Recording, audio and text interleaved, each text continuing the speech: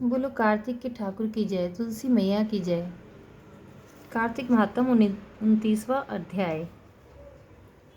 कथा शुरू करने से पहले हमें गणेश जी महाराज जी का ध्यान करके उनकी कथा का श्रवण करना चाहिए। हाथ में फूल और चावल लेकर कथा सुननी चाहिए और कथा सुनते समय कहानी का हुंकारा भरना चाहिए। बोली गणेश जी महाराज की जय। एक बार विनायक जी कुलिया में दूध और चुटकी में चावल लिए घूम रहे थे। कोई मेरी खीर बना दे, कोई ना बनावे, जरा से दूध चावल की कैसे खीर बने। मगर एक बुढ़िया बोली कि ला बेटा मैं बना दूं। बुढ़िया बाहर जाने लगी तो बोले कि कहाँ जा रही है बुढ़िया। बेटा मैं बर्तन मांग के लाऊं। बोले देख तेरे घर में, अंदर देखा तो दूध का टोकना भरा है, चावल की परात भरी है, चूल्हा जला के खीर बना ली। खीर निकलने लगी तो बहू ने कटोरा भर के विनायक बाबा का छींटा लगा के खा ली। जब सारी खीर बन गई तो बुढ़िया बोली कि आ बेटा जिम ले। बोले मैंने तो खा ली। बोली तैने कब खाई? जब तेरी बहू ने खाई। बुढ़िया बोली बहू तैने खीर झूठी कर ली। बोली हाँ जी, खीर निकल रही थी, मैंने कटोरा भर के विनायक का छींटा लगा के खा ली। विनायक से बुढ़िया बोली कि अब क्या करूं? गणेश जी बोले कि खा ले और बांट दे। बुढ़िया खीर बांटने लगी तो दुनिया चर्चा करने लगी, कल तो यह भूखी मरती थी, आज खीर कैसे बांट रही है। झोपड़ी को लात मारी, महल हो गया, खूब धन हो गया। जैसे विनायक बाबा बुढ़िया माई पे कृपा करी, ऐसे हम सब पे करना। कहते सुनते हुंकारा भरने वालों पे करना। बोली गणेश जी महाराज की जय। कार्तिक महात्म 29वां अध्याय। राजा पृथु ने नारद जी से पूछा, कृष्णा और वेणी की नदी के तट पर वैश्य और कलह का उद्धार हुआ था। मैं जानना चाहता हूँ कि यह दो नदियों के संगम का प्रभाव था या क्षेत्रों का। हे धर्म के जानकार नारद जी, मुझे संदेह है, कृपया बताइए।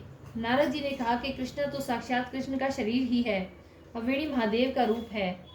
दोनों के संगम के प्रभाव को ब्रह्मा जी भी कहने में असमर्थ हैं। फिर भी मैं तुम्हें उनकी उत्पत्ति बताऊंगा, तुम सुनो। चाक्षुष मनवंतर में एक बार देव पिता ब्रह्मा ने सह्य पर्वत की चोटी पर यज्ञ करने का निश्चय किया। वे यज्ञ का सामान इकट्ठा करके देवताओं सहित विष्णु और शिव के साथ पर्वत के उस शिखर को गए।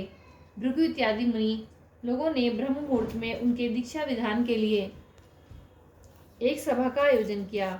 ब्रह्मा जी की पत्नी स्वरा धीरे धीरे आ रही थी।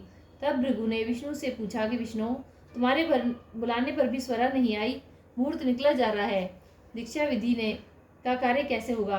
श्री विष्णु भगवान ने कहा कि जो स्वरा शीघ्र न आए तो गायत्री को ही दीक्षित करना चाहिए। क्या पुण्य कार्य में वह इनकी स्त्री नहीं है?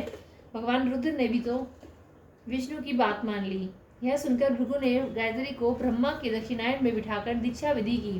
वे ब्रह्मा की दीक्षा का विधान कर ही रहे थे कि उसी समय यज्ञ के स्थान पर स्वरा आ गई। ब्रह्मा के साथ गायत्री को दीक्षित देखकर स्वाद की ईर्ष्यावश क्रोध से स्वरा ने कहा कि जहाँ पूजा के अयोग्यों की पूजा की जाती है और जहाँ पूजने योग्य नहीं पूजे जाते, वहाँ भयंकर अकाल, मृत्यु और भय तीनों उपस्थित हो जाते हैं। यह गायत्री दाहिनी ओर मेरे स्थान पर बैठी है, अतः एवं सदा अदृश्य बहने वाली गुप्त नदी होगी।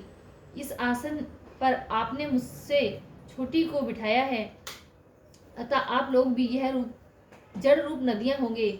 उसकी श्राप को सुनकर गायत्री के होंठ कांपने लगे। यद्यपि देवताओं ने उसे बहुत रोका, पर फिर भी स्वरा को श्राप देती हुई वह बोली कि ब्रह्मा जैसे तेरे पति हैं, वैसे मेरे ही पति हैं। तूने व्यर्थ ही श्राप दिया है, इसलिए तू भी नदी हो जा। तब शिव एवं विष्णु आदि देवताओं ने हाहाकार करते हुए स्वरा देवी को दंडवत प्रणाम किया और प्रार्थना करने लगे कि हे देवी, तुमने हम सब देवताओं को श्राप दिया है कि जड़ी भूत होकर नदी हो जाएं, परंतु ऐसा होने पर ये तीनों लोग नष्ट हो जाएंगे। इस पर तुमने विचार नहीं किया, अतः यह श्राप वापस ले लो। स्वरा ने कहा कि यज्ञ के आरंभ में आप लोगों ने गणेश जी का पूजन नहीं किया था, इसलिए मेरे क्रोध से यह विघ्न उत्पन्न हुआ है। मेरा वचन असत्य तो नहीं होगा, सो अंशों से जड़ीभूत होकर आप सब नदी होंगे। हम दोनों सोते भी अपने अंशों से पश्चिम की ओर बहने वाली नदी होंगी। स्वरा के वचन सुनकर ब्रह्मा, विष्णु और महेश जड़ रूप हो अपने अपने अंशों से नदी रूप हो गए। उनमें विष्णु, कृष्णा, शिव, वेणी और ब्रह्ममुनि नदी हुए। ये सब अलग अलग होकर बहने लगी। अन्य देवता भी अपने अंशों से नदी होकर सह्य पर्वत की चोटियों से अलग अलग बहने लगे। देवताओं के अंश से उत्पन्न नदियां पूर्व को बहने वाली और उनकी स्त्रियों के अंश से उत्पन्न सैकड़ों नदियां पश्चिम की ओर बहने वाली हुई। गायत्री और स्वरा पश्चिम वाहिनी नदियां बहने लगीं और उनका संयुक्त नाम सवित्री रख दिया गया। ब्रह्मा ने वहां यज्ञ के लिए विष्णु और शिव दोनों की स्थापना की थी। वे दोनों महाबल और अतिबल नाम से देवता से प्रसिद्ध हुए।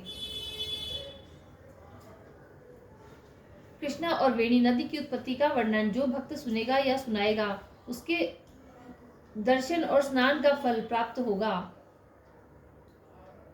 बोलो कार्तिक के ठाकुर की जय, तुलसी मैया की जय। 29वां अध्याय संपूर्ण।